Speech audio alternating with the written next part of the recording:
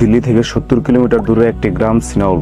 2005 সালে সেই গ্রামে থাকা একজন কৃষক তার জমিতে চাষের জন্য কাজ করার সময় সে হঠাৎ করে কিছু তামার তৈজসপত্র এবং চুরি পায়। তা দেখে সে এক্সাইটেড হয়ে পড়ে এবং আবারও পুনরায় খোদাই করতে শুরু করে। তামার তৈজসপত্র এবং চুরি পাওয়ার ব্যাপারটা আস্তে আস্তে মানুষের মধ্যে ছড়িয়ে পড়ে। পরবর্তীতে স্থানীয় সরকার এই বিষয়ে তথ্য পায় এবং এই এরিয়াটা আর্কিওলজিক্যাল সার্ভে অফ ইন্ডিয়া অর্থাৎ ASI তাদের নিজস্ব আন্ডারে এটি কভার করে। উক্ত জায়গায় বিশেষভাবে খনন কার্য চালানোর জন্য তার এরিয়াটিকে কভার করে নেয়। সার্ভে করার সময় কে ভাবেনি যে উক্ত খনন কার্য ভারতের ইতিহাসের পুনর্জাগরণ করতে যাচ্ছে।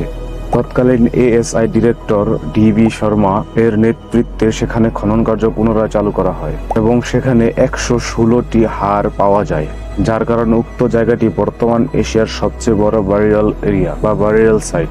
অতঃপর 2015 এবং 2016-তে উক্ত খনন কার্য পুনরায় চালু করা হয় আরো গভীরভাবে সম্পাদনের জন্য এবং এমন কিছু বেরিয়াল পাওয়া যায় যাকে স্ট্যান্ডিং লেকের মতো বানানো তাঁবুর উপর সমাধিস্থ করা হয়েছিল।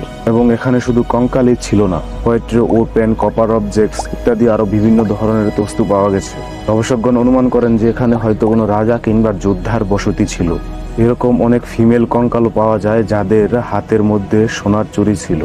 কিন্তু সেই সময় সবাইকে অবাক করে দিয়ে এরকম এক জিনিস পাওয়া যায় যা কিনা যারা মহাভারত রামায়ণকে কাল্পনিক মনে করে তাদের সেই মান্যতার উপর প্রশ্ন চিহ্ন তুলে দেয়। একটি পুরনো পারফেক্ট রথ পাওয়া যায়।